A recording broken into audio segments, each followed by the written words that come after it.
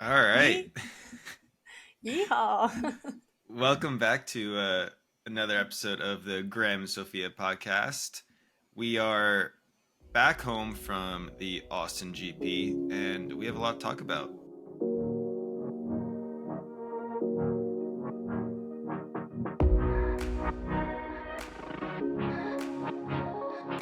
About We sure do. that race, our experience at the track on Sunday.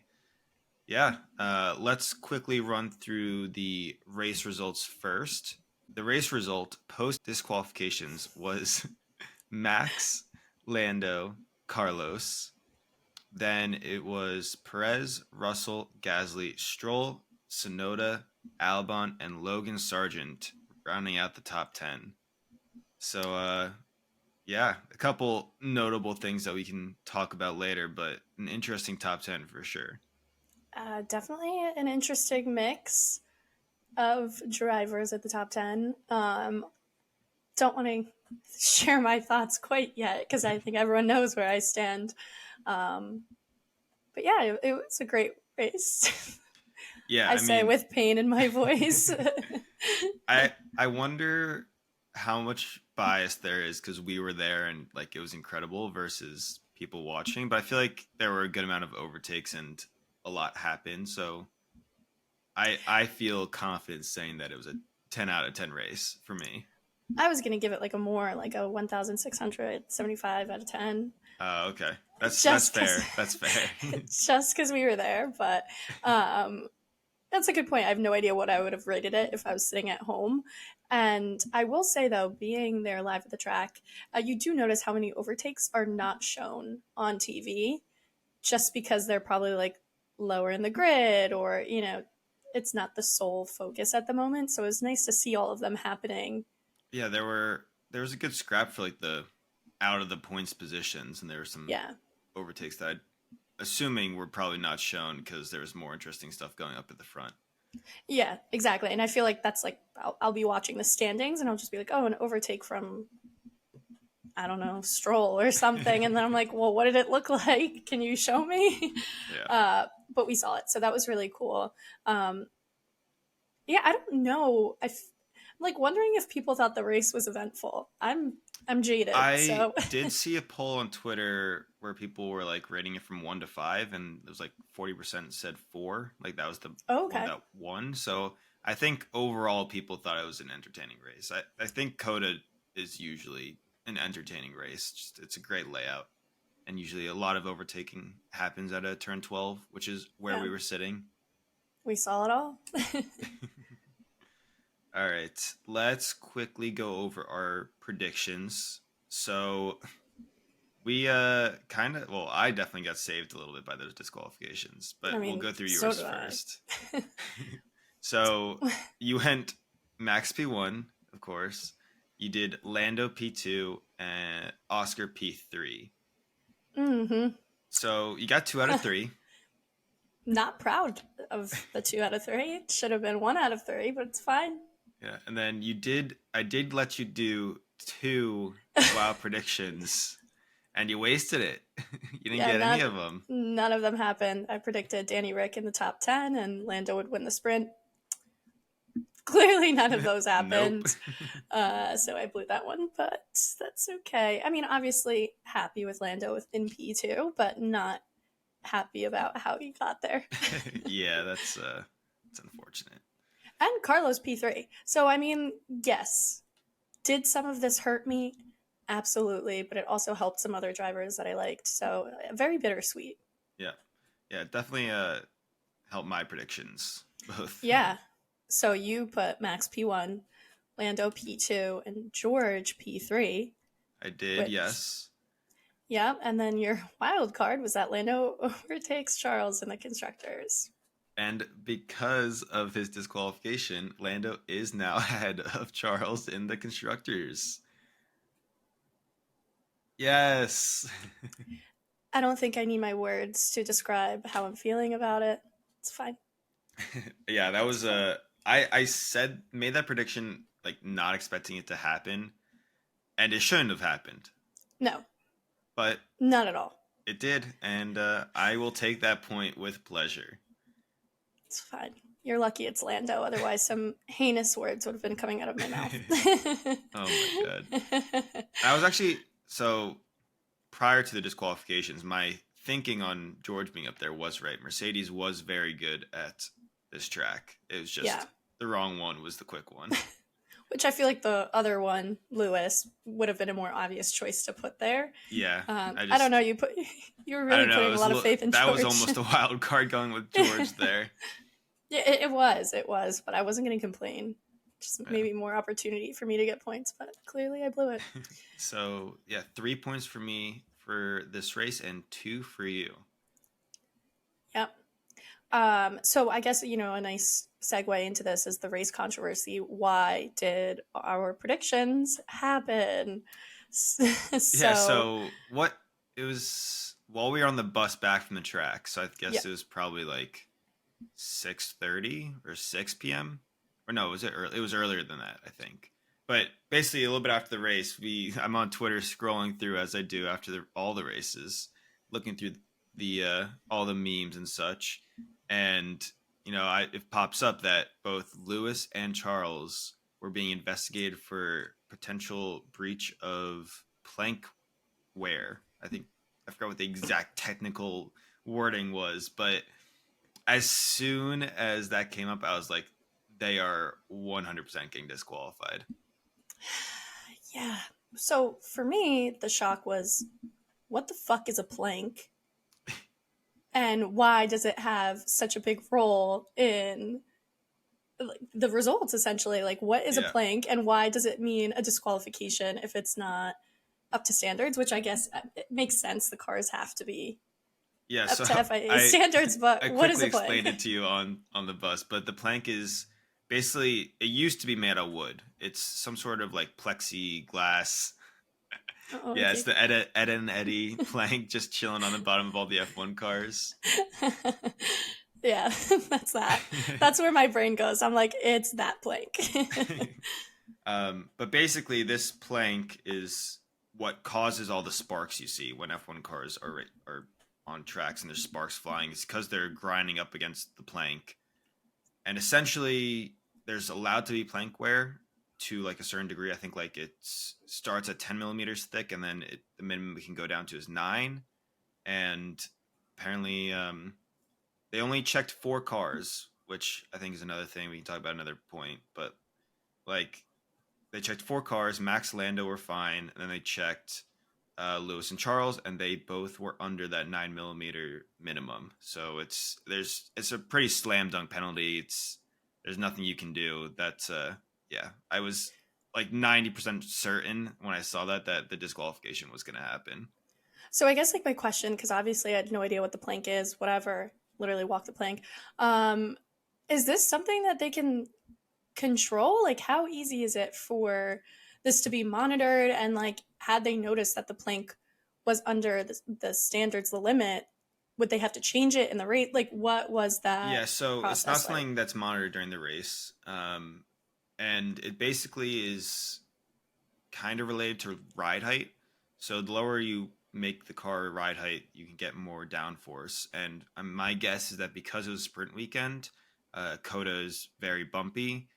Both Mercedes and Ferrari went a little bit too low on their ride height, and only with only one practice session, you don't have time to do like a full evaluation of your ride height. So they kind of were locked into it, and most likely both Carlos and George were also running illegal planks, but because of the current rules, they only do 4 and they don't check any others. And who knows, maybe even more cars are on the grid, right? Where, not running, or we're running too low. So this is something they adjust before every race, essentially. Yeah. Okay. It's basically right. The height. Yeah. With the ride height, and then that makes sense. I guess after it's not every race that the FIA checks. It's just kind of random, and then up to a maximum of 4 cars. Suspicious, if you ask me. Yeah, FIA is anti-Ferrari and Mercedes, I guess. Maybe there's some deeper controversy there. Imagine if Max was found illegal and Lando got his first win that way. I don't know how I feel about that. I think That it'd would be. be such like a fake win, but like so funny at the same time. I feel like it would suck because he wouldn't have the celebration that like Yeah, he would that's true. deserve. Yeah. But I mean, for a little bit there was a very good chance, not very good, but there was a chance that he could have won the race. It was looking pretty Yeah. good, but I think we all knew Max would just Max and catch up to the front. Yeah. We can that's actually kind of what my stats today Oh, covers is not necessarily Lando, but uh if Max had or if anyone had a chance to beat Max. But we'll get to that after the next segment, which is driver highlight and Logie Sargent, Logie Bear, Mr. What the fuck is a kilometer, got his first ah! points because of the disqualifications. We have to insert the sound here. Yeah, the eagle sound. What the fuck is a kilometer? What the fuck is a kilometer? I guess in the same vein of like Lando, if he had won, not getting the celebration, I feel like that's kind of the same for Logan. Like he was Yeah, probably just like, for the single point. hey, that's his first point. But I That's thought the true. video that Williams posted for him was really sweet. They I were don't know if all, I even saw it. I oh, saw it was, Logan's post where he was just like on the airplane already, just like dipping out. yeah. So it was like a Williams post, and they basically like it was a bunch of different um, people like congratulating him on his first points. It was That's wholesome. wholesome. I think I watched it in a state of delirium, so really my memory of it is faint or vague, vague, both. Both. I'm faint. I'm faint. Yeah. So congrats, Logan. First American to get points in, I think it was like 30 Yeah, years. since Michael Andretti, I think since like 1980 something. Yeah, I think it was like 30 years or something crazy like It's that. been a long time. Yeah. Yeah. So congrats, And Logan. Well I'm deserved. glad it was on American soil. Wouldn't want it any other way. So moving on, let's get into some of your stats and nerdy shit. Yeah, so this one is from F1.com. They posted basically a strategy guide whether anyone else could have challenged Max for the win. So this chart is basically showing what potentially would have happened if Hamilton covered Max at the first pit stop instead of going long. Kind of the same strategy that Lando did, because Lewis was faster and he lost a lot of time by staying out late and got undercut massively. So based on this, they think that Lewis would have won the race. Wow. He had the pace, and if he hadn't been undercut so massively, he, based on the simulation of his pace, he would have won. So you can kind of see that top line is that's his simulated Mm-hmm. pace. You see that if he boxed at like lap 16 or 17 around when Lando did, he would have overtaken Lando there, would have been ahead of Max still at that point. And then when Max boxes, he would also box, still stay in the lead, and then he would just have the pace advantage for the next 20 laps and be able to win. So Wow. Mercedes with a strategy blunder. Um, Mm. it's pretty crazy though. I mean, I'm kind of glad that he didn't win because he would have been disqualified and the Max would have won anyways. But True. still pretty crazy that they did theoretically have the pace to beat Red Bull today, or not today, on Sunday. That is crazy. I mean, Mercedes was looking different out there, so much faster. It was impressive. Yeah. Um, we would have celebrated a non-Red Bull win, but Oh, definitely. I would have been excited. yeah, but that's crazy to see. I mean, makes me curious to see how the next few races that we have left go, and if Mercedes can keep it up, or if it's going to be kind of like I don't want to say fluke, but like a one-time Yeah. thing. So interesting. Yeah, very interesting. I think that one caveat here is that because he did get disqualified, it meant that he was using a lower ride height, which means he probably got a little bit more performance out of it. It's hard to say, we don't know how low he was or how out of spec the tire or the plank wear was. So it's hard to know if it was because he was getting more performance that could have won, or if it, Right. they had a new floor upgrade, which apparently it seems like it worked really well. But I'd say yeah, so. it's hard to see. So it'd be interesting to see in the next 3-4 races Yeah, how good Mercedes are. we shall stay tuned. Yeah. So speaking of next races, we are going to Mexico next weekend. For not no, we're not physically going. F1 is going. I was like, do you know something I don't? Yeah, we want a free trip to Mexico. That would be sick.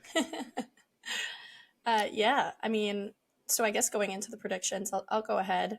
I feel like you sometimes have a one up on me because you know all the stats and nerdy shit. And my predictions are just sounds Straight good. vibes. Yeah, they're just vibes. But I put Max P1, obviously. I put Lando P2, but with Okay. this new information, I don't know. But I did put Lewis P3. All right. A little bit I of a think wild card. yeah, Mexico's a weird track because it's such a high altitude and has such a weird mix of corners. I saw a thing today that was comparing all the tracks this season to like their characteristics, and Mexico's like by itself. There's nothing that's even close to its characteristics. So I really like. I think I do have a little bit of a leg up with the stats and stuff, but for this one, it's just I'm also Wild going card. off of feeling pure vibes. We're just vibing out here. And it shows in our like standings of this competition, but it's fine. My wild card, and this is super wild and out of pocket for me to even put out there. Mm-hmm. I'm gonna say that Checo's gonna DNF at Oh his my home god! race. I just want some Imagine. chaos. Jeez, that would be so bad. That would be I, so bad. I'm just feeling some chaos. I wasn't expecting it, but Austin, there were so many Checo fans. Like So many. they were, there were so many of them. They were the ones that were booing Max on the podium celebration. Speaking of side note, we were able to get in front of the podium celebrations at the end of the race, which was insane, It was absolutely like mental. you had to fight for your life. You're sprinting after being dehydrated and sweating all Yeah, day. I literally thought my lung was about to collapse. there are And parents with kids like somehow trying to force their way up. I it's like can't a believe it. herd. And when the gates open, everyone's like pushing to get in. There's Hmm. people with children that they're like, I have kids, I have kids. And it's like, first of all, why are you bringing your child into 95-degree heat to sit outside? That's fucked up. Part two, why are you mobbing with a child? Maybe wait your turn and be responsible, wait for it to clear, and then run there. Or put your child, I don't know, tie it to a fence or something and hope that it doesn't Other run option: away. don't bring kids to F1 races. Like, why are you yelling at people? You put yourself in that position. You put your child at danger. Yeah. I want kids eventually, but I don't like them that much right now, if you couldn't tell. Yeah. And if I did have a kid that was like 2 or 3, I would not be doing that with them at an F1 race. I would not be bringing a Yes, child definitely to would a not be bringing race them. in that heat. Like, unless we're sitting in the paddock and we have air conditioning, that poor child is not dying of dehydration and heat exhaustion. Thank you. Quick rants aside, Anyway. we will move on to my predictions. My podium, I'm doing Max P1, Lewis P2, Charles P3. No idea why I put Charles up there, but I feel like Lewis with that new floor is going to do great again. I'm all for And the Lewis. then, yeah, my wild prediction, I did that Logan's going to get points again. Back to back, he's feeling the taste of points. It's going to happen. Is there going to be another disqualification or? No, he's Okay. just gonna do it. Okay, all right. Hey, here for it, but maybe I'll get ahead this week. We'll see. I feel like you might need it. I think I have a big advantage. Yeah. Whatever. All right. Well, those are predictions. We will see what happens. Let's get your hinge pickup line of the week. Yeah. So we'll make this one short, pretty relevant. So this week's pickup line came from literally his name is Austin, which is ironic. So I feel like that's even more reason to go with it. So Austin said, "Are you Charles Leclerc? Because you can start on pole and never finish first. That's just a roast. That is Not even a pickup line. well, yeah, right. And then it's also roasting himself. Yes. Yeah, Like, that he would it's not be able to last. Yeah. yeah. Like, what, was I supposed to be like really into that? Like, wow. But that one hurt a little bit. But I had to put that in now because Did you get that while we were in Austin? I did. I did. Okay. So That's fair. Austin knew what Austin was doing. That was He good. just didn't know I'm a Charles fan. Yeah, that's you have Charles in your bio? Nope. Yeah. Well, he should know anyways. Yeah, read my mind or something. But yeah, just All one for right. this week. Oh, it was Keep a it good one. I short. like that one. I mean, Thank you. a little bit of a roast, but you know, we've seen worse, we've seen better. I'm gonna give it a 6. Okay. Yeah. I mean, besides the obvious that it hurt my feelings because Charles, I'll give it a 5. Fair, fair. Good job. Or mediocre Thanks. job, Austin. Perfect. All All right. right. Well, Well, that's gas. that's gas. Be sure to subscribe, like, comment, and follow. All Whatever. right. See you guys next week. Peace. Peace.